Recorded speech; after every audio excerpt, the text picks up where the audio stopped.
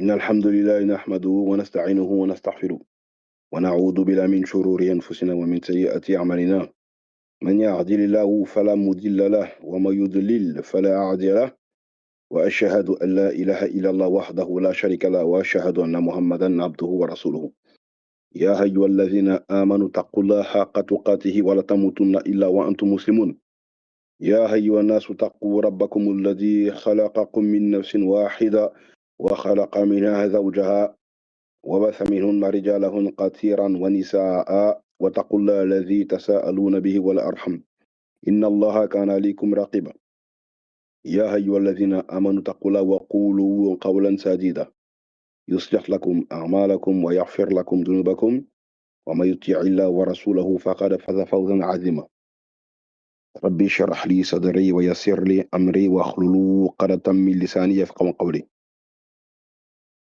ثم ما بعد السلام عليكم ورحمة الله وبركاته. Comme d'habitude, d'abord la famille, est-ce que tout le monde va bien? Est-ce que tout le monde se porte pour le mieux?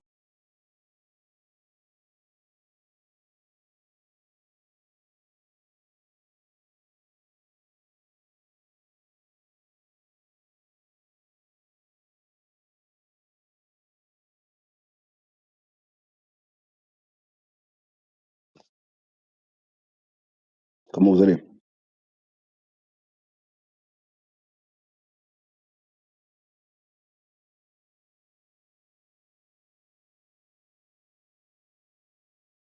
Ça va, alhamdoulilah. À la grâce d'Allah.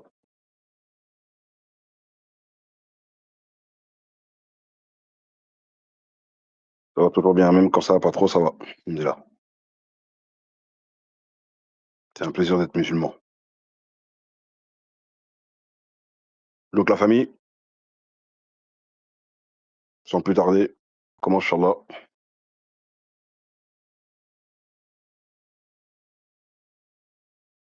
Donc vous avez vu la vignette, hein, c'est la suite de la 6 de la dernière fois, en fait. De la dureté de la Torah à la douceur du Saint-Coran. Ah, bah, si tu veux les cours qu'on a fait précédemment, et en l'occurrence la partie 1, il faut que tu ailles sur la chaîne de stockage et tu pourras écouter la vidéo, Inch'Allah. Et en fait, je pense que tu es une nouvelle, je pense que tu es une sœur, parce que je vois ton profil, je vois un talon, donc je pense que tu es une sœur. Erreur 404. Si je me trompe pas, tu es une sœur, c'est ça?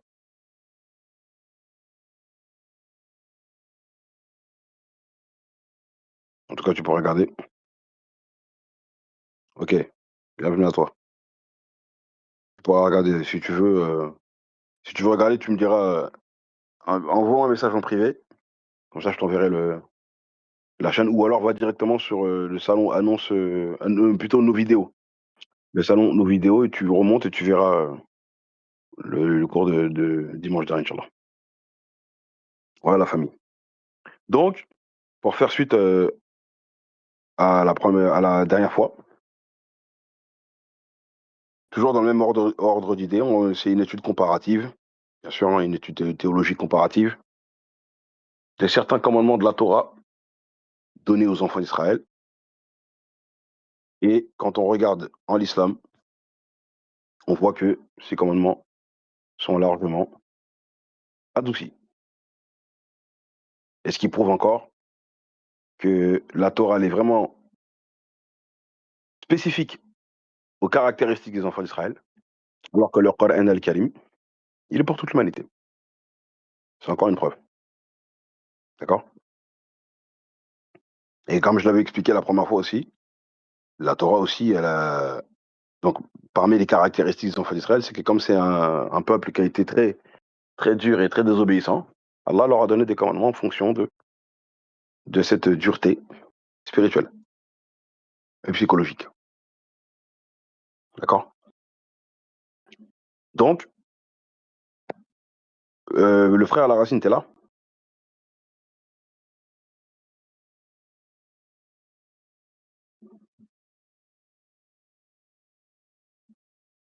La racine, est-ce que tu es là?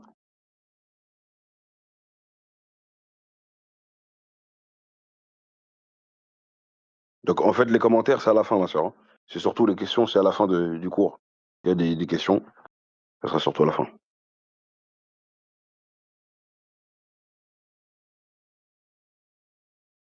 Est-ce que le frère La Racine, tu es là, Inch'Allah? Bah si, il est connecté, hein. Il est là, il est connecté, mais il est pas. Là, il écrit pas là.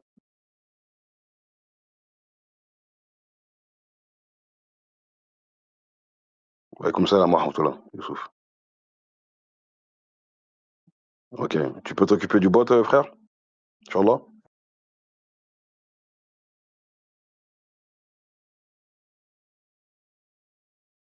Ok, Barakofik. Donc la dernière fois, je vous avais donné 7 exemples et aujourd'hui, je vais faire la même chose. Donc des exemples dans certains sujets. Donc pour commencer, d'abord, donc je vous donne toujours un verset dans la Torah et après un verset du Coran et on va aussi dans la Sunna rapidement. Donc, on voit par exemple dans Nombre chapitre 19, verset 11. Qu'est-ce qui est dit?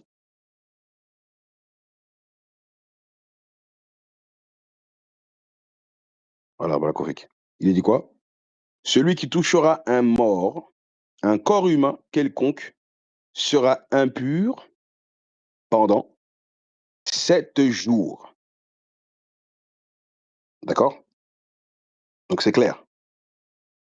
Tu touches un mort, pendant une semaine, tu es impur. OK? Et ensuite, on peut même prendre le verset 12 et 13 même.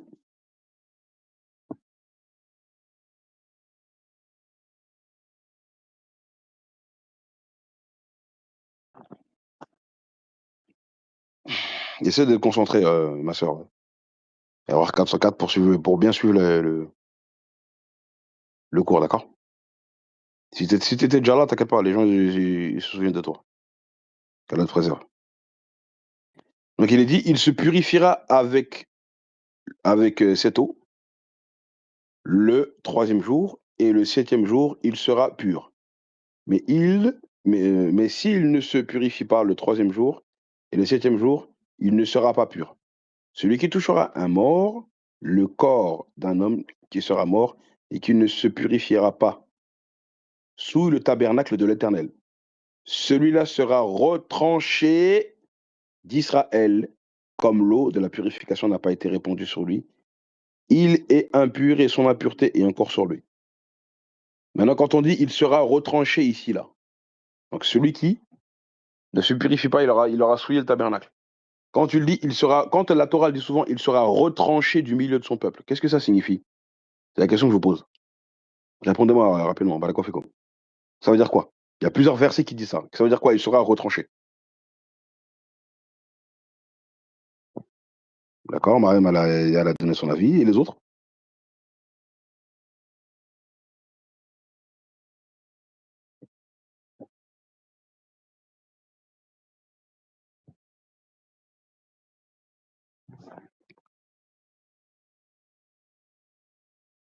Ah, bah, il sera retranché du milieu de son peuple. Quand la Torah, elle dit ça, bah, la bonne réponse, c'est la réponse que notre sœur a donnée au début. C'est la peine de mort, hein. Eh oui, c'est comme ça. Vous voyez la dureté de la Torah? Non seulement tu touches un cadavre mort, déjà pendant une semaine, tu es impur, mais en plus, si tu souilles le tabernacle de l'Éternel, peine de mort. Eh oui. Ah, la Torah, elle est dure avec les Juifs, hein, parce que Dieu, avec les enfants d'Israël, il était dur, hein. Eh oui.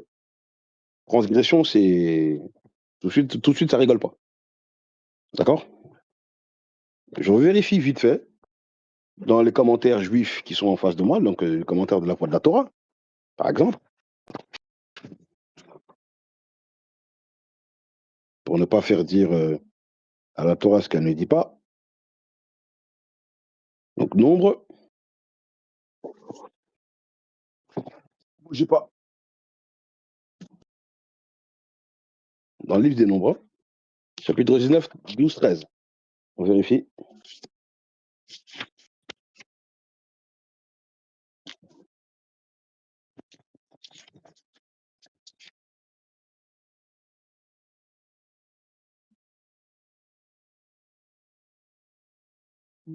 Donc, comme un cadavre, celui qui est atteint de Tsarat est considéré comme un mort. Rachi. Aaron a dit dans le cours normal de l'existence, seule la mort sépare frères et sœurs. Or, les lois de la Tsarat, donc de la purification, d'accord, étaient donc nécessaires. Bougez pas, hein, attendez. Regarde la suite.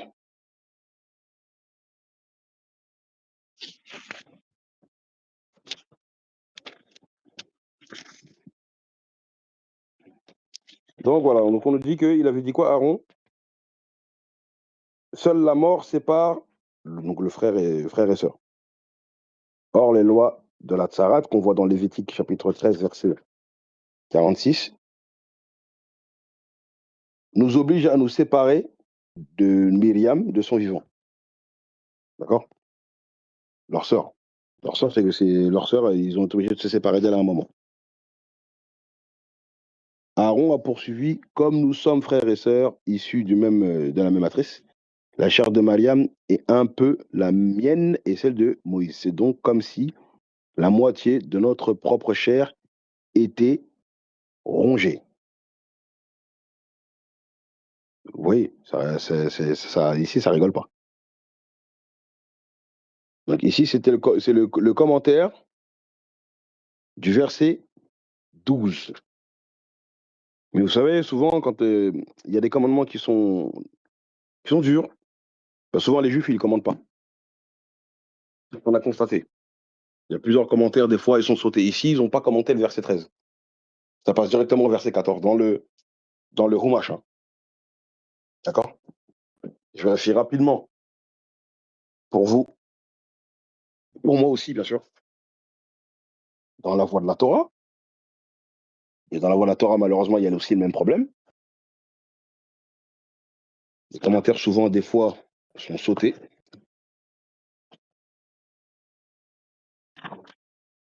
On va voir si ici, ils ont dit quelque chose par rapport au retranchement. Excusez-moi. Hein.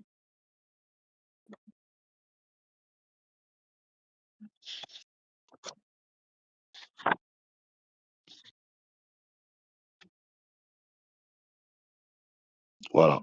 Donc c'est pareil, dans la voie de la Torah. Dans la voie de la Torah ici, ils ont commenté le verset 12, mais pas le verset 13. Voilà. Je peux vous lire le commentaire 12. Hein. S'il n'est pas, donc le titre du commentaire, c'est quoi? S'il ne s'est pas purifié le troisième jour, le septième jour, il ne sera pas pur. Rabbi Moshe, Sofer explique de façon symbolique, si un homme se trouvant dans la troisième décennie, c'est-à-dire dans la force de l'âge, n'a pas fait pénitence pour ses péchés, il peut tenter de le faire à l'approche de la septième décennie. Mais s'il laisse passer cette époque sans faire pénitence, alors interviendra le verdict, le septième jour, sans qu'il soit purifié au moment où le soleil se couche. Il y a un verdict. Ils l'ont pas spécifié. Donc ça, c'est le commentaire du verset 12. Mais le verset 13, il n'a pas de commentaire. Voilà, ça passe directement au verset 14. Ils font souvent ça. Parce que nous, on sait que quand on est tellement habitué à commenter à, à vérifier les commentaires juifs, on sait bien que quand il y a un passage qui est difficile à interpréter, il ne le commande pas. Subhanallah. Ok? Bref. Donc on sait que retrancher de son peuple, on sait que en général, c'est la peine de mort. Maintenant, est-ce que ça existe en islam? Dans le Coran Al-Karim. D'accord? Parce qu'ici, on a bien vu. Donc, nature de cette impureté, c'est une impureté automatique. 7 jours, et c'est un rituel lourd. D'accord? Et ça nécessite une eau lustrale. Hein? Et même quand on va un peu plus loin dans le chapitre, cendre de la vache rouge. Il faut prendre des cendres de vache. D'accord? Donc sans purification, exclusion rituelle. D'accord? le mort contamine le vivant. C'est comme ça dans la Torah. D'accord? Et c'est là que la démonstration devient très forte. Le Coran ne dit nulle part que toucher un mort rend impur, de laver un mort rend impur, porter un mort le rend impur, ou enterrer un mort le rend impur. Aucune impureté rituelle liée aux morts. Ce silence du Coran sur le sujet n'est pas un oubli, hein. D'accord? Les catégories d'impureté dans le Coran, on a la liste. Donc le Coran énumère précisément ce qui nécessite une purification majeure ou mineure. D'accord? Par exemple, qu'est-ce que dit la sourate 5? Hein, sourate 5, verset 6. Qu'est-ce qui est dit? Voilà. Vous voyez, ô les croyants, lorsque vous vous levez pour la prière, salat, lavez vos visages et vos mains jusqu'au coude. Passez. Donc ça, ici, on connaît ce passage-là. Ça parle de la purification. D'accord? Et si vous êtes en état d'impureté majeure, donc janaba, alors purifiez-vous par un bain. Mais si vous êtes malade ou en voyage, ou si l'un de vous revient d'un lieu où il a fait ses besoins, ou s'il avait touché aux femmes, et que vous ne trouvez pas d'eau, alors recourez à la terre pure, donc tayammum. Passez-en sur vos visages, sur vos mains, et Allah ne veut pas vous imposer quelque gêne, mais il veut vous purifier et parfaire sur vous son bienfait. Peut-être serez-vous reconnaissant. D'accord? Voilà. Mais ici, donc, Allah, il n'a pas dit que si vous touchez un mort ici, vous êtes, vous êtes impur. Quand on regarde dans la Sunna, il y a un hadith qui nous dit quoi? Le prophète, alayhi salatu wassalam, le hadith, je vous le pose, hadith rapporté par Al-Bukhari.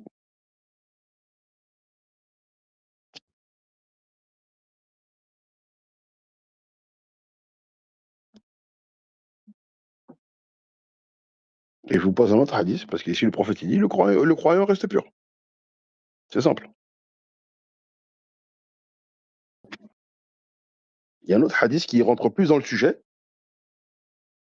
qui dit quoi? Le croyant n'est jamais impur. Ok, d'accord, comme je vous l'ai dit. Et dans le deuxième hadith, celui qui lave un mort, qu'il fasse le Rolls. Et celui qui le porte, qu'il fasse ses ablutions. Voilà, tout simplement. Et ça, c'est même pas une obligation. C'est recommandé, c'est fortement recommandé. C'est pas une obligation. D'accord? Vous voyez que donc en l'islam, c'est beaucoup plus simple. Il y a pas on touche un mort pendant une semaine impur et si tu respectes pas la règle, peine de mort. Subhanallah. C'est pour le d'accord? Deuxième exemple, pour la prière, fardeau, d'accord? C'est assez dur. Et ici, on va faire un challenge avec le Coran, un allègement par rapport à Shabbat. La dernière fois, j'avais déjà donné ce verset, mais c'était dans un autre contexte. Donc, Exode, chapitre 31, verset 14. Qu'est-ce qu'il dit là-bas?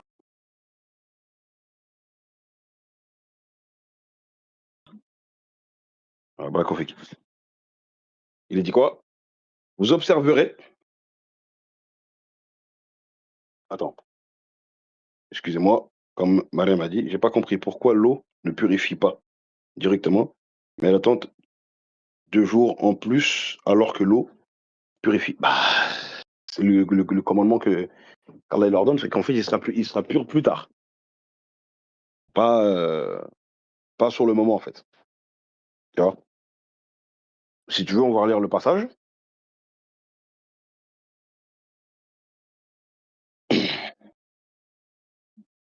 Bouge pas.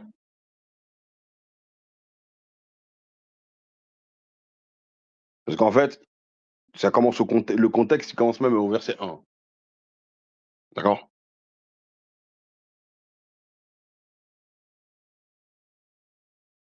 Donc regarde ici. Donc je reprends pour la sœur Mariam. Nombre, chapitre 19. Quand tu prends le verset 7 pour faire vite, et après tu pourras lire tout le chapitre, devoir à domicile, Inch'Allah. Le verset 7 de Nombre 19. Et on va aller jusqu'au verset 12, Inch'Allah. Mets-moi le verset 8 voilà, la suite, para kofik. On dit quoi? Le sacrificateur lavera ses vêtements et lavera son corps dans l'eau. Puis il rentrera dans le camp et sera impur jusqu'au soir. D'accord?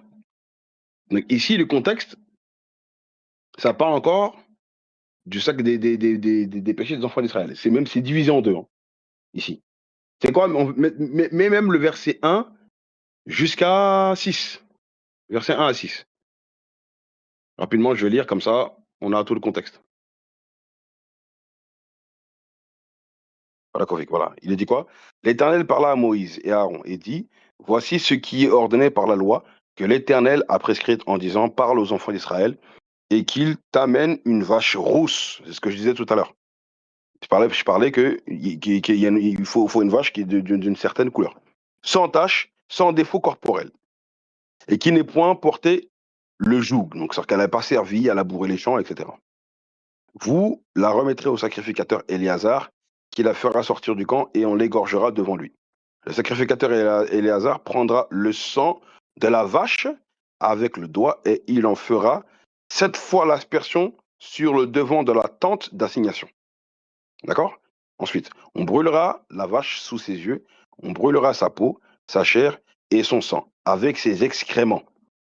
Verset 6, le sacrificateur prendra du bois de cèdre, de l'hysope et du cramoisi, et il les jettera au milieu des flammes qui consumeront la vache. Verset 7, le sacrificateur lavera ses vêtements et lavera son corps dans l'eau, puis il rentrera dans le camp et sera impur jusqu'au soir. Le sacrificateur qui fait le rite là qu'on vient de lire, d'accord, doit se laver, mais lui, il va quand même garder son... Il sera impur jusqu'au soir, même s'il s'est lavé. C'est comme ça, hein, c'est le loi de la Torah, hein. Ensuite, alors qu'en l'islam, quand tu te purifies, tu es propre immédiatement. Vous voyez la différence? On continue. Celui qui aura brûlé la vache lavera ses vêtements dans l'eau et lavera son corps dans l'eau. Et il sera impur jusqu'au soir, lui aussi. Donc le sacrificateur, il est impur jusqu'au soir, même après s'être purifié, et même celui qui brûle la vache. D'accord? Et ouais. Parce qu'il y a le sacrificateur et il y a celui qui fait l'holocauste. C'est deux personnes différentes. On continue. Ensuite, un homme pur, hein, recueillera la cendre de la vache et la déposera hors du camp, dans un lieu pur. On la conservera pour l'assemblée des enfants d'Israël afin d'en faire l'eau de purification. Donc ici, on te parle de l'eau de purification. Suis bien, Mariam, aussi, hein. L'eau de purification. C'est une eau expiatoire. C'est une eau qui te purifie. D'accord? Et on nous dit quoi? Celui qui aura recueilli la cendre de la vache lavera ses vêtements et sera impur jusqu'au soir. D'accord? Celui qui aura recueilli le sang de la vache. Ce sera une loi perpétuelle pour les enfants d'Israël et pour l'étranger, c'est-à-dire le païen qui vit avec vous là. D'accord? Qui pratique les lois, qui pratique les lois de Noé. En séjour au milieu de vous. Celui qui est le passage, par exemple. Ensuite, celui qui touchera un mort, un corps humain quelconque sera impur jusqu'au septième jour, et c'est ce qu'on a lu tout à l'heure. OK? Donc, quand on prend donc après, j'avais déjà lu le verset 12 tout à l'heure. Donc maintenant, quand on prend le verset 13, parce que là, dans le verset 12, on nous parle de celui qui touche un mort, il est impur. Verset 13, celui qui touchera un mort, le corps d'un homme qui sera mort et qui ne se purifiera pas, sous le tabernacle de l'Éternel, celui-là sera retranché d'Israël, comme l'eau de la purification n'a pas été répandue sur lui. L'eau de la purification n'a pas été répandue sur lui. Il est impur et son impureté est encore sur lui. Est-ce que tu as compris?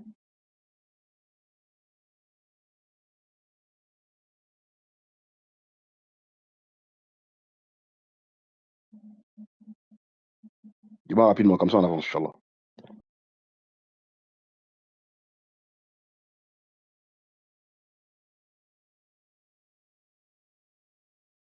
Après, ça, pour ce genre de truc, il faut vraiment faire une assise précisément sur tous ces rites pour les enfants d'Israël. Moi, c'est juste pour faire une comparaison avec l'islam, pour dire qu'ils ont des lois lourdes, des commandements très stricts à pratiquer, et nous, c'est pas comme ça.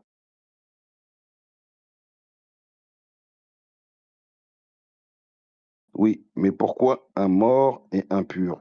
Ils ont le rules, comme nous, en plus, pour le mort, je crois. Après, c'est long, c'est long à développer ces choses-là. Mais même s'ils se purifient, eh ben, t'as bien vu que en tout cas, celui qui s'occupe de, les deux qui s'occupent de sacrifice et l'autre qui s'occupe de l'Holocauste, même s'ils se purifient, impur jusqu'au soir. Mais par contre, pour celui qui touche, hein, comme on l'a vu, pour celui par contre qui touche le mort, lui, hein, il y a encore quelque chose de particulier. Lui, c'est une semaine, lui.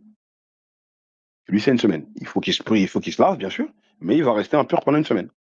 Personne ne doit le toucher, etc. C'est bon? C'est comme ça. Nous, à l'islam, ça n'existe pas. C'est bon, on avance? Ok. Alhamdulillah. Allah alam. En tout cas, dans leur texte, c'est comme ça. Ok? Donc, voilà, j'ai donné les deux hadiths qui nous montrent clairement que ouais, nous, on a juste à faire le rôle, c'est réglé. Ok? Maintenant, pour continuer, tu peux remettre Exode chapitre 31, verset 14, s'il te plaît, frère Racine. Voilà, on va Kofi. Il est dit quoi? Vous observerez le Shabbat, donc le septième jour, car il sera pour vous une chose sainte. Celui qui le profanera sera puni de mort. Là, c'est clair, là, c'est directement dit dans le texte. Qui fera et celui qui fera quelques ouvrages ce jour-là sera retranché du milieu de son peuple lui aussi. Tu travailles pendant Shabbat? Chut, Mubasharatan on canne. C'est pour ça qu'on comprend bien pourquoi Allah il les a châtiés quand, quand Allah nous raconte qu'il y a certains enfants d'Israël qui se sont permis de transgresser Shabbat en faisant passer leur obéissance, leur désobéissance, ils l'ont fait passer pour une obéissance. Et ben Allah leur a dit soyez des porcs et des singes. Allah, avec les enfants d'Israël, il frappait tout de suite, hein. Allah, c'était comme ça. Avec les enfants d'Israël, pas, il frappe. D'accord? Voilà. Et la dernière fois, j'avais montré que nous, au Jumu'ah, on rate le Jumu'ah. C'est juste le prophète, il dit celui qui rate plusieurs Jumu'ah, bah, Allah va endurcir son cœur. D'accord? Ça n'a rien à voir. Maintenant, quand on prend Surat 4, verset 110, par exemple. Surat 4, verset 110, qu'est-ce qu'il dit? Surat An-Nisa. Il a dit quoi?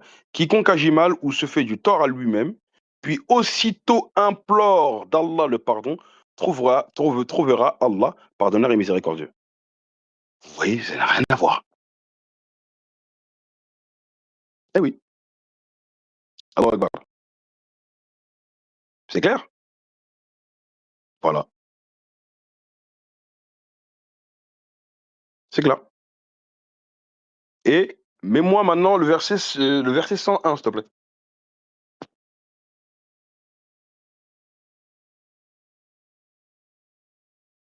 Surat 4, 101. Ah, barakallahu. Et quand vous parcourez la terre, ce n'est pas un péché pour vous de raccourcir la prière. As-salat, si vous craignez que les mécréants ne vous mettent à l'épreuve, car les mécréants demeurent pour vous un ennemi déclaré. Ok? Voilà. Donc ici, le fait de raccourcir les prières pendant qu'on voyage, donc même les règles de la prière, elles peuvent changer. Pas un problème. Il n'y a pas de châtiment. Mais avec les Juifs, les enfants d'Israël, c'est beaucoup plus strict. Une comparaison. D'accord? Pour expiation des fautes.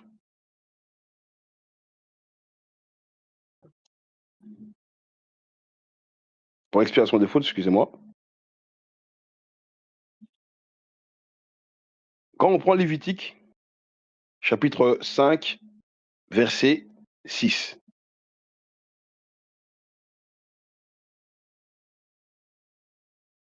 Voilà. Qu'est-ce qu'il est dit? Quand un enfant d'Israël il fait un péché, il doit faire quoi? Puis il offrira un sacrifice de culpabilité à l'Éternel pour le péché qu'il a commis. Une femelle de menu bétail, une brebis ou une chèvre, comme victime expiatoire et le sacrificateur fera pour lui l'expiation de son péché. D'accord? Voilà, quand tu fais un péché, cette loi, elle est connue chez les enfants d'Israël, tu dois immoler un animal. OK? Allah subhanahu wa ta'ala, qu'est-ce qu'il nous dit dans le Coran? Sourate 39, verset 53. Sourate Az-Zumar. Sourate 39, verset 53.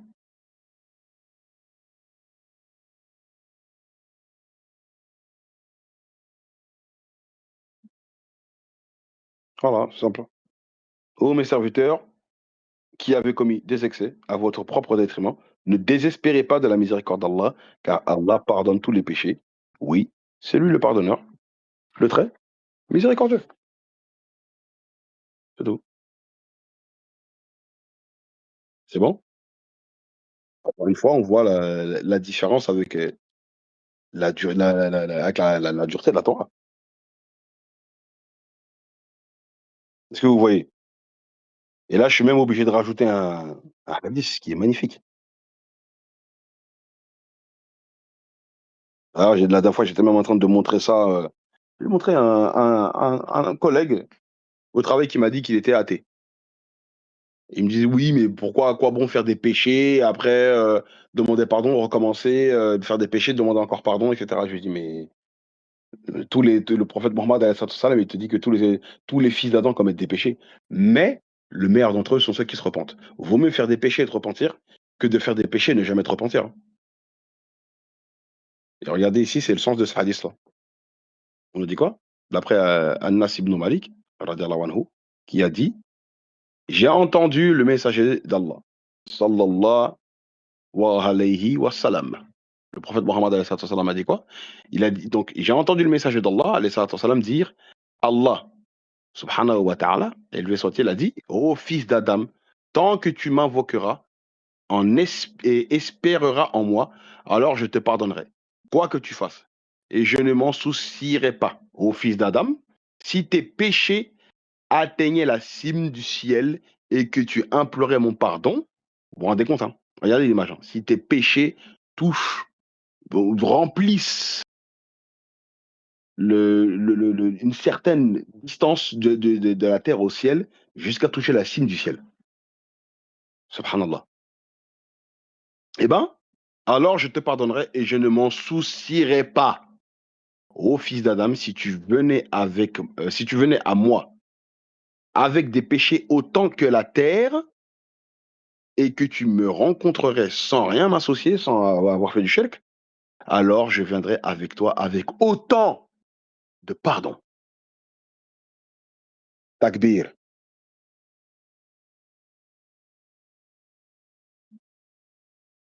takbir.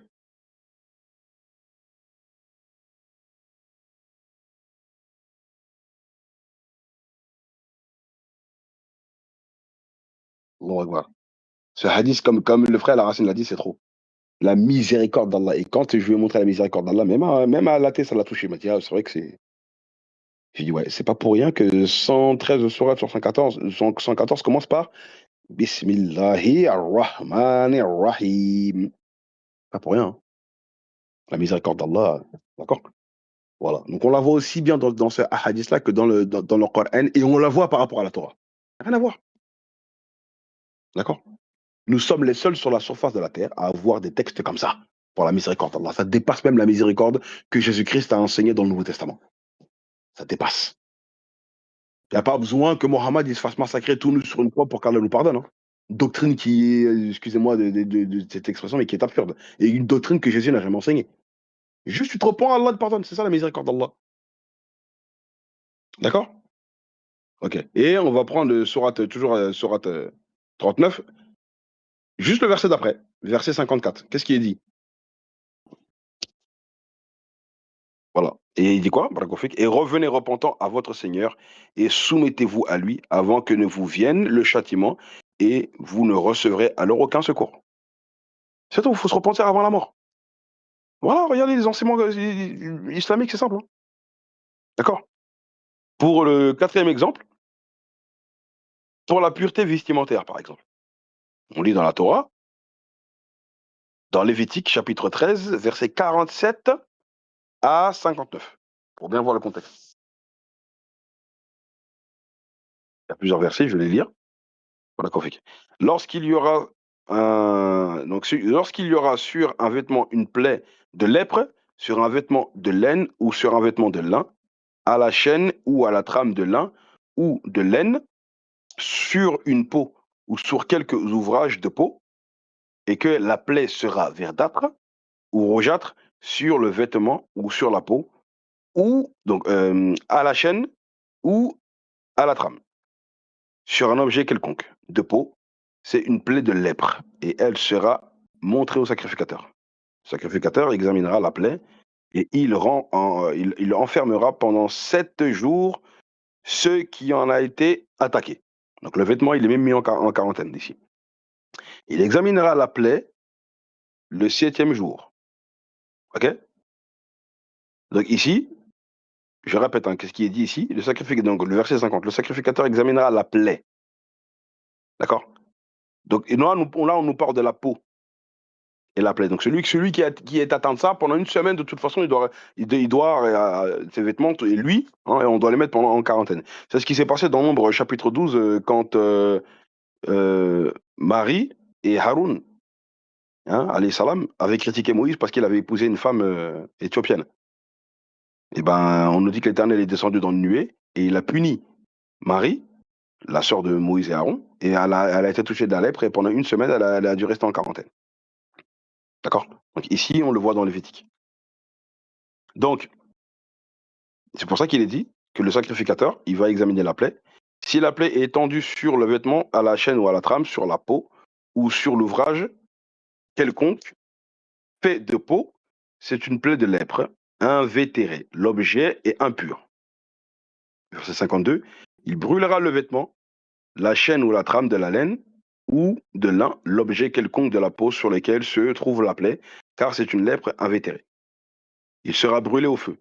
Mais si le sacrificateur voit que la plaie n'est pas étendue sur le vêtement, sur la chaîne ou sur la trame, sur l'objet quelconque de peau, il ordonnera qu'on lave ce qui est attaqué de plaie, et il l'enfermera une seconde fois pendant 7 jours. Le sacrificateur examinera la plaie après qu'elle aura été lavée, si la plaie n'a pas changé d'aspect et ne s'est pas étendue. L'objet est pur. Il sera brûlé au feu. C'est une partie de l'endroit ou de l'envers qui a été rongé. Si le sacrificateur voit que la plaie est devenue pâle après avoir été lavée, il l'arrachera du vêtement ou de la peau. En fait, ici, on nous parle précisément de la peau, mais il existe des lois aussi pour celui qui a la lèpre, hein. Mais là, ici, on nous parle d'un vêtement, précisément. Il l'arrachera du vêtement ou de la peau, de la chaîne ou de la trame.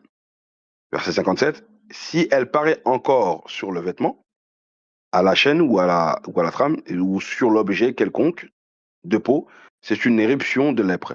Ce qui est attaqué dans la plaie sera brûlé au feu. Le vêtement, la chaîne ou la trame, l'objet quelconque de peau qui a été lavé ou de plaie a disparu, sera lavé une seconde fois et il sera pur.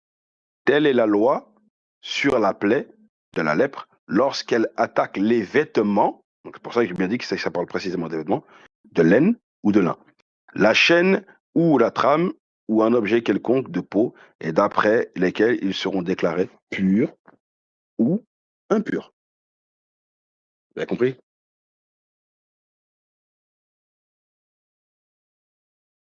Oui, ça c'est là tu parles d'Exode, là tu parles de Séphora là, sur Mariam. D'accord? Donc ça c'est dans Exode chapitre dans Exode chapitre 3, on voit ça. D'accord? Et là, il s'est marié avec elle. Là, tu parles de Séphora, Moussa alayhi salam, il s'est marié avec elle dans Exode chapitre 2, verset 21. C'est dans ce chapitre-là qu'on voit qu'il s'est marié avec Séphora. D'accord? Voilà, c'est ça. Moïse se décida à demeurer chez cet homme, c'est-à-dire Jéthro, son beau-père, dont certains de nos tafassirs nous disent que Jétro c'était un prophète. Et donc Moïse décida de demeurer chez cet homme, Jétro, qui lui donna pour femme Séphora, sa fille. Ok? Mais quand tu vas dans Nombre chapitre 12, c'est de ce que je disais tout à l'heure, dans Nombre 12, mets-moi Nombre 12, verset 1, s'il te plaît. Regardez, qu'est-ce qu'il dit, voilà qu'on fait. Marie et Aaron parlèrent contre Moïse au sujet de la femme éthiopienne qu'il avait prise, car il avait pris une femme éthiopienne. Donc ici, même dans les commentaires, on ne sait pas s'il a été polygame ou si c'est une autre femme. En tout cas, ici, on nous dit qu'il a pris une femme éthiopienne et il a été critiqué pour ça. Alors que là, dans Exode, c'est quand il avait fui l'Égypte. Et il a eu des enfants avec elle-même. D'accord? Donc ici, on te dit bien clairement que c'est une femme éthiopienne. Une femme éthiopienne, c'est une africaine, hein. Excusez-moi d'utiliser cette expression, mais c'est une négresse, hein. C'est pas le seul prophète, hein, israélite qui a épousé une femme noire. Abraham, il a épousé Hagar. Salomon, il a épousé la reine de Saba. Ah ben, ici, il y a écrit femme éthiopienne. Et une femme éthiopienne, c'est une noire. Les Éthiopiens, c'est des noirs, hein. Bref. Donc, on revient au sujet, Inch'Allah. Donc, ici, on a lu la loi pour l'impureté. Mais nous, en l'islam, c'est pas compliqué comme ça, en fait. C'est beaucoup plus simple. Déjà, Allah, qu'est-ce qu'il a dit au prophète Mohammed dans la deuxième sourate qu'il a révélée au prophète Mohammed, alayhi salatu wassalam? Qu'est-ce qu'il lui dit dans sourate Al-Mudaththir, sourate 74, verset 4? Qu'est-ce qu'il dit? Ouais, c'est ce que je disais tout à l'heure. Il y en a qui disent que ça serait le prophète Shuaïb, alayhi salam, un des prophètes, un des 4 prophètes qui ont été suscités chez les Arabes. Dans nos tafassirs, dans nos tafassirs, ça existe. Donc, mais moi aussi, sourate 5, verset 6, où on nous parle de la purification de la purification en général. D'accord? Voilà. Donc il a dit quoi? Donc Allah, il avait dit au prophète Mohammed alayhi salatu wassalam, et tes vêtements, purifie-les. D'accord? Sourate 5, ô les croyants, lorsque vous vous levez pour la salat, lavez vos visages, vos mains jusqu'au coude, passez les mains mouillées. Donc ici, c'est une description des ablutions, hein, comme on le fait tous les jours. Hein. Lavez vos pieds jusqu'aux chevilles, etc. Et si vous êtes en état d'impureté majeure, donc voilà, etc. Tu vois. Et après, qu'est-ce qui est dit après? Et si vous êtes malade ou en voyage, ou si l'un de vous revient du lieu où il a fait ses besoins, c'est le même verset que tout à l'heure, hein. Mais ici, on nous parle même de la maladie. Ah, l'islam, c'est voilà. Mais par contre, quand on rentre un petit peu plus dans les détails, dans la sunna. Regardez, je vais vous donner un exemple. Le prophète Mohammed, alayhi salatu wassalam, il y a un hadith qui est très simple et très court. Qu'est-ce qu'il dit? Voilà. Rapporté par Sahih al-Bukhari. Puis le lépreux comme tu fuis le lion. D'accord? Maintenant, on a un autre exemple. Et c'est vrai que quand on le lit comme ça, on pourrait croire que c'est en contradiction avec l'autre hadith, alors que non. Je vous donne un deuxième hadith. Voilà. On me dit quoi? Le prophète alayhi salatu wassalam prit la main d'un homme atteint de lèpre, l'a mis dans le plat et dit: mange en faisant confiance à Allah. Donc, dans le premier hadith, on dit: fuis la lèpre, comme si tu fuis le lion. Et là, on voit que le prophète, il a pris la main d'un lépreux, donc il a touché le lépreux, et il a dit: fais confiance à Allah. Donc, pour comprendre qu'il n'y a pas de contradiction ici, avec une analogie simple, hein, sans théologie compliquée, je vais vous donner une image. C'est comme si un père, il dit à son enfant: ne joue pas avec le couteau. D'accord? Et c'est ce que tout parent fait, hein. Quand tu as un enfant en bas âge, l'enfant, lui, il voit pas le danger. Donc tu lui dis: «Ne joue pas avec le couteau», parce que tu sais qu'il peut se blesser. Puis un jour, le père, il prend lui-même le couteau pour montrer comment utiliser le couteau sans se blesser. Est-ce que c'est une contradiction? C'est la question que je vous pose. Est-ce que c'est une contradiction?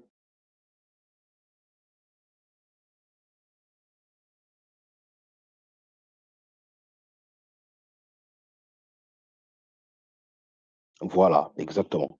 Et le prophète alayhi salam, il est notre éducateur, c'est lui le père de la Oumma islamique. Et ben voilà.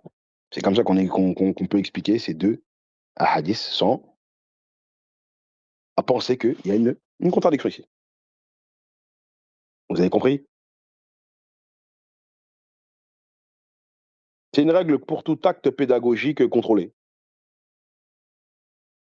C'est tout. D'accord? Donc si vous avez compris, alhamdoulilah. Exactement. Pour un 5e exemple, il me reste encore 3 exemples, après comme ça je termine et comme ça vous pourrez assister à la sieste du frère, mon frère Ismaël al-Hanifi hafidhahullah. Dans Deutéronome chapitre 15, là ça parle c'est pour les dettes, hein. Quand il y a quelqu'un qui est endetté et là ici, c'est un passage qui est sensible. Deutéronome chapitre 15 versets 1 à 3. Qu'est-ce qui est dit? Regardez bien. Tous les 7 ans tu feras relâche. Et voici comment s'observera la relâche. Quand on aura publié la relâche en l'honneur de l'Éternel, tout créancier qui aura fait un prêt à son prochain se relâchera de son droit. Il ne pressera pas son prochain et son frère pour le paiement de sa dette. D'accord, c'est clair. Par contre, verset 3, tu pourras presser l'étranger, mais tu relâcheras de ton droit pour ce qui t'appartient chez ton frère. Donc ici, si un enfant d'Israël, il a une dette avec un autre enfant d'Israël, et lui, tu lui remets sa dette, tu lui laisses du temps pour payer. Par contre, quand on parle des étrangers, dans la Torah, hein, dans les textes israélites, hein, même dans le Nouveau Testament, en général, ça parle des païens. Donc un païen, lui par contre, lui, tu peux lui mettre la pression, mais pas avec un enfant d'Israël. Vous voyez? Encore une fois, c'est une preuve irréfutable ici que c'est un livre, la Torah, qui est révélé pour le peuple d'Israël et qui met les enfants d'Israël au-dessus des autres. On n'est pas même pied d'égalité avec les païens. D'accord?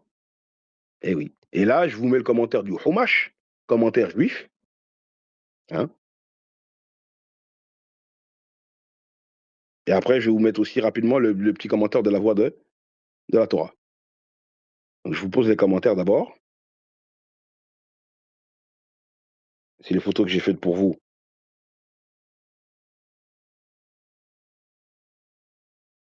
tout à l'heure, avant le cours. La voix de la Torah. Qu'est-ce qui est dit sur ce passage? Voilà, je vous mets le commentaire.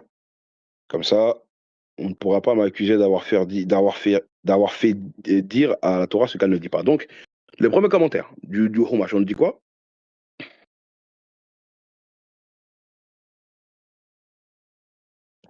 Bougez pas.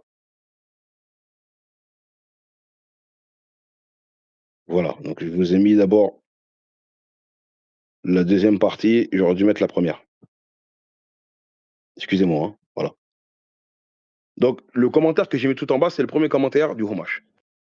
Il est dit quoi? Donc, le verset 2, son prochain ou son frère. L'expression son prochain excluant déjà les non-juifs. Je répète, son prochain ou son frère. L'expression son prochain excluant déjà les non-juifs. Le terme frère apporte une restriction supplémentaire à la loi de la Shemitah et nous enseigne que la remise des dettes ne s'applique pas non plus aux étrangers résidant en Eretz Israël, donc sur la terre d'Israël. En observant, et après, on remonte au premier commentaire que j'ai mis, en observant les lois noahides. Les lois noahides, c'est ceux qui pratiquent les lois de Noé. Malgré l'obligation de les traiter avec certains égards, d'accord, ils ne sont pas des frères et les règles de la Shemitah ne s'appliquent donc pas à eux. C'est bon? Voilà.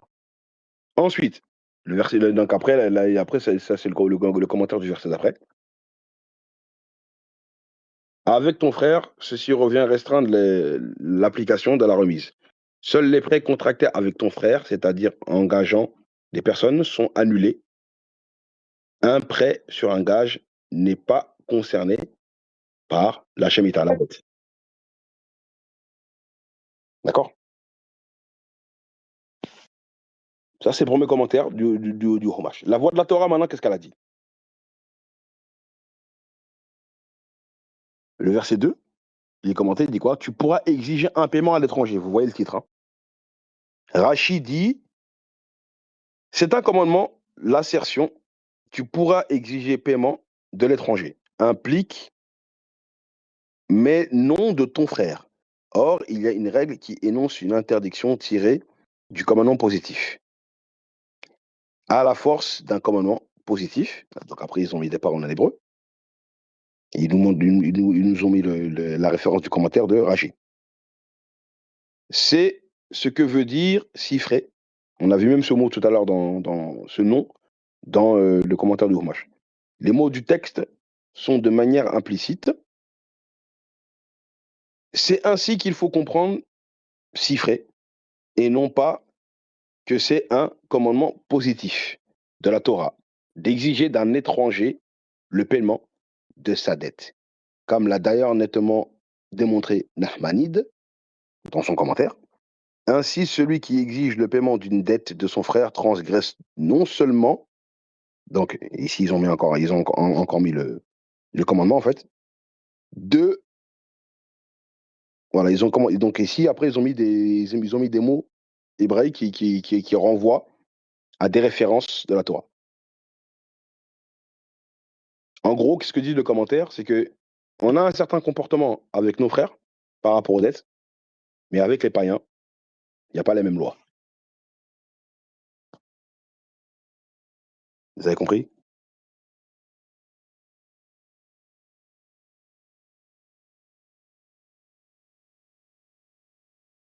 J'ai pas compris ce que tu as écrit, erreur 404.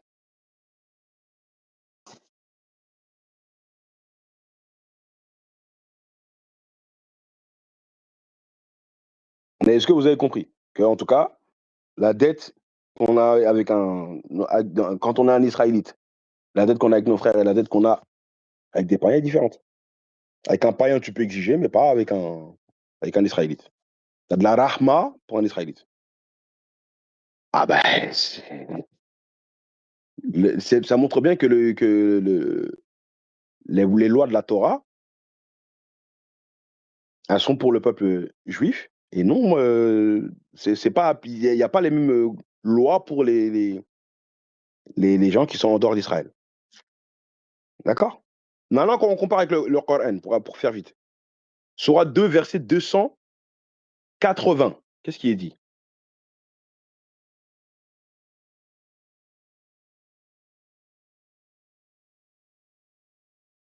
Voilà, voilà, il est dit quoi? À celui qui est dans la gêne, accorde un sursis jusqu'à ce qu'il soit dans l'aisance, mais il est mieux pour vous de faire remise de la dette par charité si vous saviez. Regardez encore une fois. Eh oui. Et là, c'est général, hein. Là, on parle pas de oui entre musulmans. D'accord? Je vous donne maintenant, je vais vous poser des hadiths. Le prophète alayhi salatu wassalam, il a parlé de ça dans la sunna.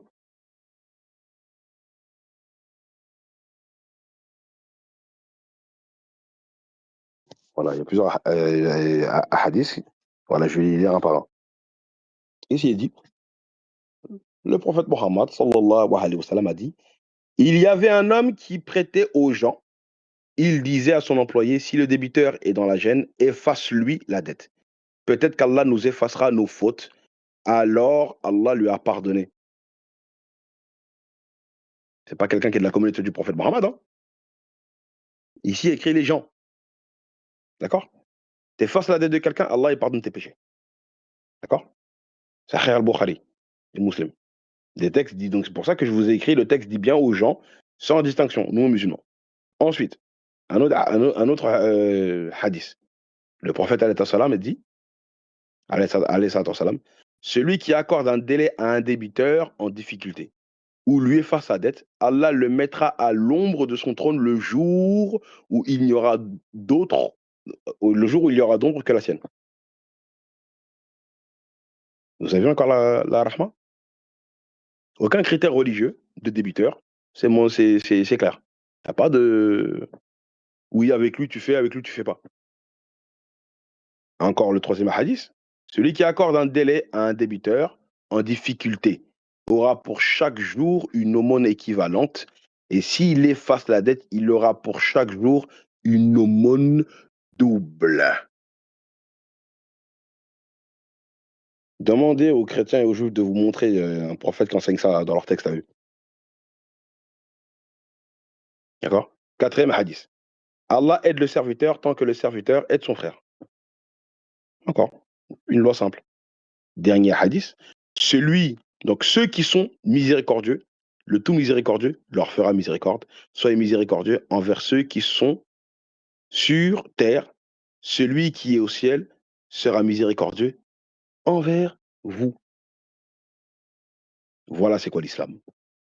Mais regardez notre religion comment elle se fait salaire partout, comment elle se fait critiquer de partout et regardez la mauvaise image que notre religion a là, partout dans les médias, partout en France. Subhanallah. Alors que quand on rentre dans le texte, on éteint la lumière à tout le monde. Vous avez vu? L'avant-dernier, exemple que je vous donne. Quand on fait une faute involontaire, quand on prend Nombre chapitre 15 versets 27 et 28.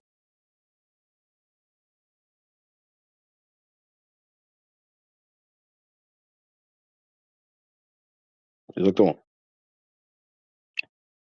Il dit si une seule, donc si c'est une seule personne qui a péché involontairement, elle offrira une chèvre d'un an en sacrifice pour le péché. Le sacrificateur fera l'expiation pour la personne qui a péché involontairement devant l'Éternel. Quand il aura fait l'expiation pour elle, il lui sera pardonné. OK? Oui, bien sûr, Maï, c'est clair ça. Allah encore il l'a dit. C'est pas parce que tu vas salir l'islam que l'islam va régresser. D'accord? Mais maintenant, le dernier verset de la sourate Al-Baqarah, le verset, mets-moi le verset 286. Dernier verset de la sourate Al-Baqarah. Al-Baqarah. Voilà, barakallahu fik. Et même avant de lire le verset, il y a même un cheikh qui avait dit que si c'était les autres religions qui subissaient ce que l'islam subit, c'est des religions qui auraient disparu, hein. Mais comme l'islam, c'est la vérité et que Allah donnera toujours la victoire à l'islam, et l'islam est toujours là. Et on entend toujours des convertis, des convertis, des convertis, des convertis, des convertis. OK? Donc, le dernier verset de la sourate Al-Baqarah dit quoi? Donc, on fait une invocation à Allah, hein. C'est Allah il nous demande de faire cette invocation. Allah n'impose à aucune âme une charge supérieure à sa capacité. Elle sera récompensée du bien qu'elle aura fait, punie du mal qu'elle aura fait. Seigneur, ne nous châtie pas s'il nous arrive d'oublier ou de commettre une erreur. Donc, on est bien dans le même contexte. D'accord? S'il nous arrive d'oublier, de commettre une erreur. Ne nous charge pas d'un fardeau lourd, comme tu as chargé ceux qui vécurent avant nous. Eh oui, ceux qui ont vécu avant nous, c'était qui? Seigneur, ne nous impose pas ce que nous ne pouvons supporter. Efface nos fautes, pardonne-nous et fais-nous miséricorde. Tu es notre maître, accorde-nous donc la victoire sur les peuples infidèles. Ici, ça ressemble un peu à la prière de notre Père qui est aux cieux, que Jésus-Christ a enseigné dans Matthieu, chapitre 6. D'accord? Voilà, exactement. OK, voilà, c'est simple. Et le prophète Mohammed alayhi salatu wassalam, qu'est-ce qu'il a dit? Je vous mets un autre, j'ai encore quelques hadiths à opposer.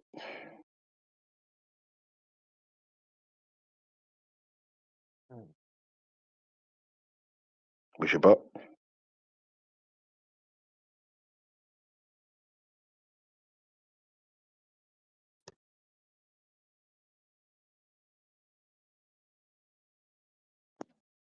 Voilà.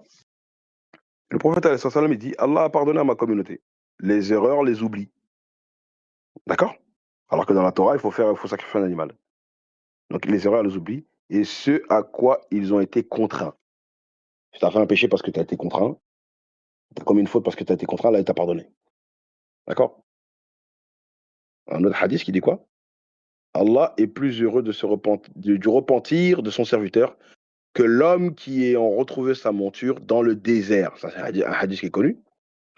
Il a dit par erreur, donc il dit par erreur de joie, oh Allah, tu es mon serviteur et je suis ton Seigneur. C'est quelqu'un qui avait perdu sa monture et quand il a retrouvé sa monture, il a inversé les mots. Il a fait une erreur. Donc ce qu'il a dit, c'est du kufr, hein. C'est une parole très grave. D'accord?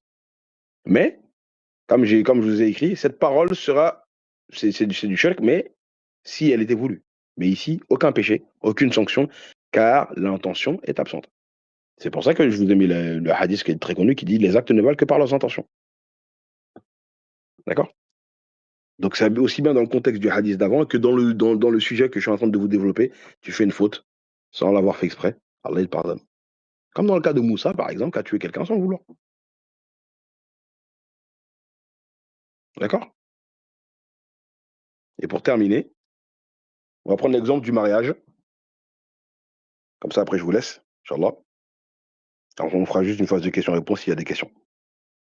Dans Deutéronome, chapitre 7, c'est un passage qui est très dur, verset, donc dans Deutéronome, chapitre 7, verset 1 à 7. Regardez qu'est-ce qui est dit. Regardez bien, hein. Voilà. Voilà qu'on fait qu'il est dit quoi? Lorsque l'Éternel ton Dieu t'aura fait entrer dans le pays dont tu vas prendre possession. Donc là, ici, donc c'est bien que c'est la terre de Gaza, la Palestine. Et qui chassera devant toi beaucoup de nations. Les Étiens, les Girgasiens, les Amoréens, les Cananéens, les Phersiens, les Éviens et les Jébuséens. 7 nations. Donc ici, on a cité le nom de cette nation. Plus nombreuses et plus puissantes que toi. Lorsque l'Éternel ton Dieu te les aura livrées et que tu les auras battues, ça ressemble un peu au verset du Coran où Allah il dit que Allah les livrera dans vos mains quand il parle des ennemis des musulmans. Eh ben, tu dévoueras par interdit et tu ne traiteras point d'alliance avec elles et tu ne leur feras point grâce, point de rahma. Or, nous-mêmes, dans les versets du Coran, d'accord? On fera une comparaison avec la guerre la prochaine fois, la guerre dans la Torah et la guerre dans le Coran. Tu dois même avoir de la rahma, il y a un certain comportement avec les prisonniers de guerre. Mais ici, dans la Torah, on te dit, tu ne leur feras point grâce, subhanallah. Et regardez le verset 3. Tu ne contracteras point de mariage avec ces peuples. Tu ne donneras point tes filles à leurs fils et tu ne prendras point leurs filles pour tes fils. Pourquoi? La Torah dit, car ils détourneraient de moi tes fils qui serviraient d'autres dieux et la colère de l'Éternel s'enflammerait contre vous. Il te détruira promptement. Si tu fais des mariages avec eux, ils vont enseigner à vos enfants de faire du shirk. Verset 5. Voici au contraire comment vous agirez à leur égard. Vous renverserez leurs autels, vous briserez leurs statues, vous abattrez leurs idoles et vous brûlerez au feu leurs images taillées. Est-ce que nous, en l'islam, on a ces commandements-là? On arrive dans un pays où il y a grave du coup, on doit détruire leurs statues? Non. Car tu es un peuple saint pour l'Éternel, ton Dieu. L'Éternel, ton Dieu, t'a choisi pour que tu fusses un peuple qui lui appartienne entre tous les peuples qui sont sur la face de la terre. Ce n'est point parce que vous surpassez en nombre tous les peuples que l'Éternel s'est attaché à vous et qu'il vous a choisi, car vous êtes le moindre de tous les peuples. Donc vous comprenez pourquoi aujourd'hui, les enfants d'Israël qui pratiquent et jamais vont accepter que c'est extrêmement difficile pour que leur fils ou leur fille se marie avec un goïm, avec un païen. C'est par rapport à ces versets-là, hein. Ça vient pas de nulle part, hein. D'accord? Et je suis obligé ici de rajouter, même si c'est pas la Torah, mais pour bien que vous ayez ça, je suis obligé de rajouter un passage du Nouveau Testament, dans les lois du mariage, que Paul a instauré et non Jésus. Paul, d'accord? Qu'est-ce qu'il a dit, hein, Paul, dans le chapitre où il parle du mariage, dans 1 Corinthiens, chapitre 7, verset 39. Donc ici, on a bien vu dans la Torah que les enfants d'Israël doivent se marier entre eux, hein. Maintenant, les chrétiens aussi n'ont pas le droit de se marier avec des non-chrétiens. Paul, il dit quoi? Un verset. 1 Corinthiens chapitre 7, verset 39.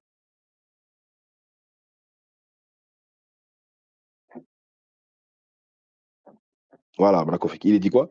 Une femme est liée aussi longtemps que son mari est vivant. Mais si le mari meurt, elle est libre de se marier à qui elle veut.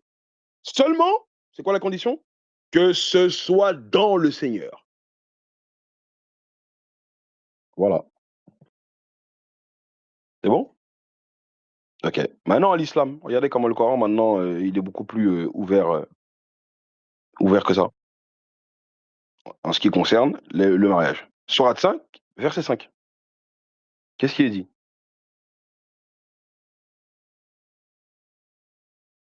Voilà, il est dit quoi? Vous sont permises aujourd'hui les bonnes nourritures. Vous est permis la nourriture des gens du livre, bien sûr que ceux qui font le sacrifice, quand on regarde l'état facile, là, ça parle de ça, d'accord? Et vos propres nourritures leur est permise. Vous sont permises les femmes vertueuses d'entre les croyants et les femmes vertueuses d'entre les gens qui ont reçu le livre avant vous.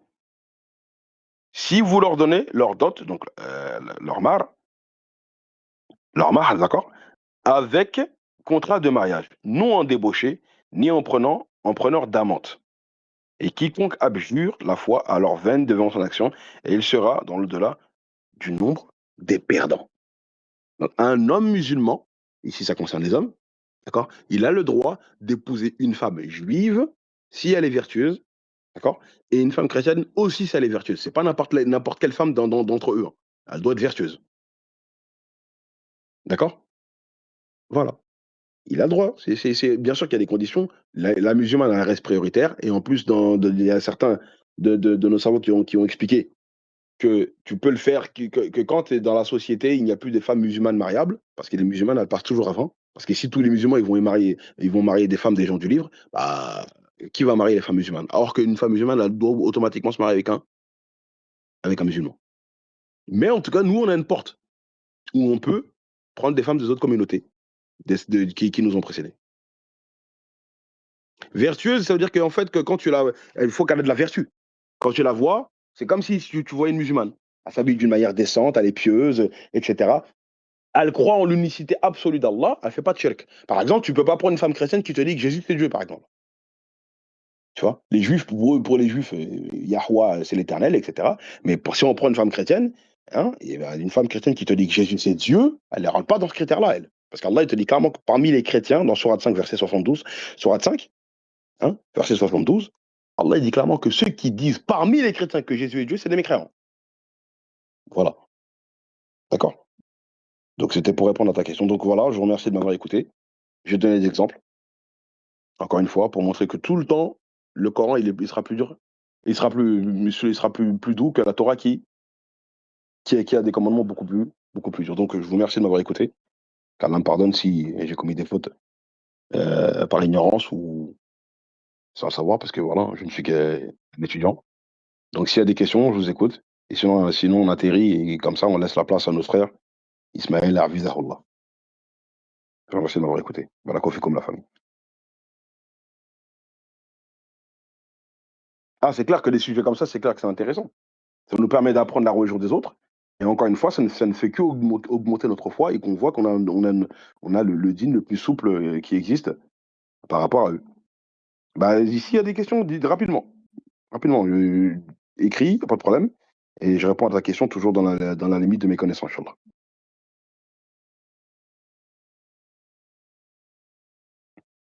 Bah, parce que, en fait, dans ta question, tu me dis pourquoi une femme ne peut pas épouser un homme du livre, un chrétien ou un juif. Bah, déjà, il y a plusieurs raisons à ça. C'est que déjà, dans le couple, c'est l'homme qui a l'autorité. Si maintenant, une musulmane a se met avec un juif ou un chrétien, déjà, les juifs et les chrétiens, faut dire la vérité, ils n'aiment pas le prophète Mohammed. L'islam ne va pas l'islam te met en sécurité. L'islam ne te met pas dans une situation.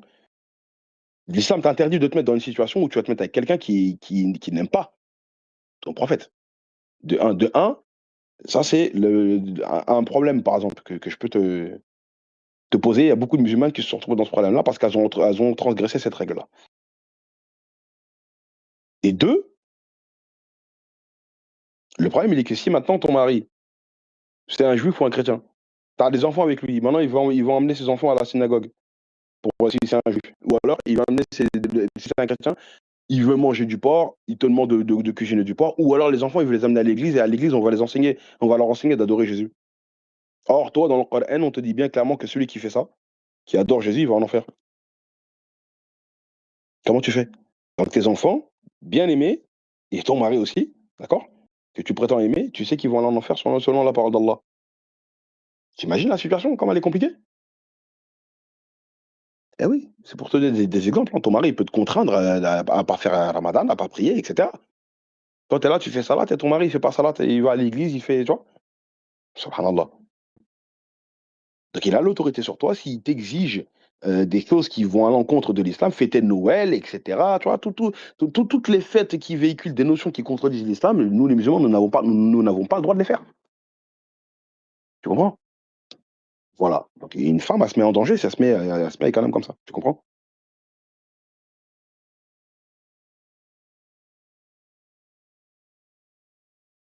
Le problème, c'est que maintenant, le mari, lui, dans l'inverse, quand c'est l'homme maintenant, il y a une femme chrétienne ou juive. Lui, il a de l'autorité. Il a de l'autorité. Donc si lui, déjà, il peut exiger à sa femme: «Non, tu les amènes pas à l'église ni à la synagogue», tu vois? Et il a une autorité sur sa femme. Et lui, en plus, cette autorisation, elle a été donnée, mais il doit faire darwa à sa femme, hein. Il faut pas qu'il la force à quitter sa religion, mais il doit faire darwa, il doit lui enseigner. S'il fait bien darwa correctement, si elle est vertueuse, si elle a de la vertu, d'accord? Elle va accepter le prophète Mohammed alayhi salam, hein. Donc elle finira par se convertir. Tu vois la différence? C'est beaucoup plus simple. Tu comprends? Voilà, j'espère avoir répondu à ta question brièvement. C'est un gros sujet, mais c'était pour synthétiser rapidement. Donc, madame, elle a posé une question. Dans la Torah que nous possédons aujourd'hui, l'apostasie sous contrainte, sans le reniement intérieur, de manière publique, c'est puni, considéré valable ou c'est comme le Coran? Je demande ça car le péché involontaire est considéré valable. C'est comme un péché, car j'ai déjà entendu un juif qui disait: «Vaut mieux mourir sous contrainte que d'associer Allah». Bah, après là, donc tu me dis que donc l'exemple que tu me donnes, si j'ai bien compris, c'est que si on contraint un juif à abandonner sa religion. S'il le fait, bah, il faut regarder l'histoire, des enfants d'Israël. Dans Deutéronome 13, déjà c'est celui qui apostasie, c'est la peine de mort, d'accord? Dans Deutéronome chapitre 13. Et quand tu regardes même, dans le livre des Maccabées, les 7 frères, dans le livre de Maccabée, c'est chapitre 7 et 8 de mémoire, on te parle, d'un homme qui a préféré, se faire guillotiner la tête que de manger la viande de porc parce que quand le roi Antiochis Épiphane IV, il avait donc, un roi grec, il avait attaqué le peuple d'Israël, il avait même rentré la statue de Jupiter dans le temple, il avait souillé le temple de Dieu en égorgeant un khinzir, donc un porc, dans le temple. Et ils avaient fait de la viande de porc, ils avaient contraint les enfants d'Israël à manger la viande de porc. Et les juifs, ils ont été contraints ici. Ils sont dans la contrainte, mais ils ont pris il y a certains juifs, comme un certain un homme qui était un prêtre, hein, il a préféré aller à la guillotine. Ils ont dit à la guillotine: «Vous restez vivant, si vous mangez la viande de porc, sinon c'est la guillotine». Il a mis sa tête dans la guillotine et ils ont coupé sa tête. Et c'est là que les juifs se sont rebellés, tu vois? La révolte des juifs maccabées. Et c'est depuis cette révolte-là que les juifs, ils fêtent Hanouka, tu vois? En commémoration de ça, tu vois? Donc, si tu es contraint maintenant, Allahu a'lam, je sais pas, mais en tout cas, l'apostasie, c'est la peine de mort, hein. Maintenant, si tu as été contraint, tu as fait semblant et cetera, il faudrait regarder si, il y a des commandements qui sont, je regarderai, c'est une question intéressante. Je regarderai si tu es contraint, est-ce que est-ce qu'il y a un châtiment? Allahu a'lam. Mais en tout cas, l'apostasie, c'est clair que ce que je peux te répondre, c'est que c'est la peine de mort, en tout cas, madame.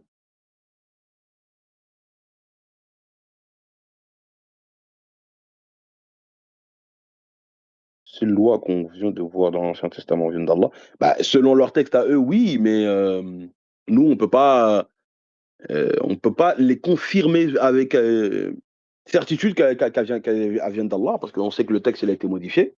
En tout cas, Allah, il a allégé ces lois-là dans le Coran. Tu comprends?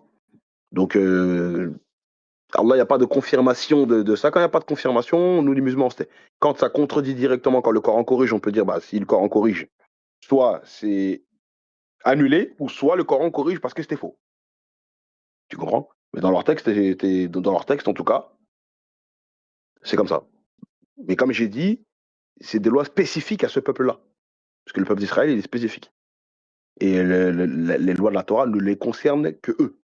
Avec les autres peuples, comme on l'a vu, c'est différent. Tu vois? De toute façon, Allah, il dit bien qu'il a donné, quand tu prends Sourate 5, verset 48, Allah, il dit bien qu'il a donné des lois et un sacrifice rituel, sacrificiel pour chaque peuple. Chaque peuple a reçu une loi pour lui selon son époque. Allahu a'lam.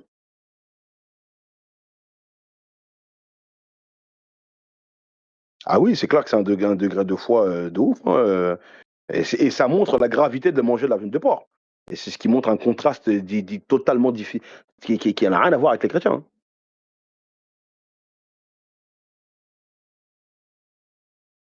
Voilà la famille. Donc, on a fini, il faut qu'on atterrisse parce qu'il y a le cours du frère, il y a le cours du frère Ismaël. Restez connectés, hein.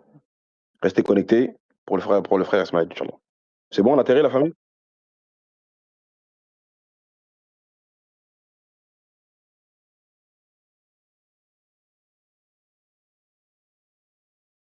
Ok, alhamdoulilah.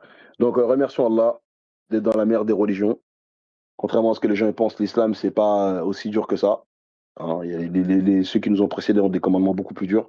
On remercie Allah que par sa grâce, il a fait de nous des musulmans et en plus des étudiants qui nous permettent de découvrir toutes ces choses-là. Et le but, c'est de simplement raffermir notre foi, en plus à l'approche du Ramadan al-Karim.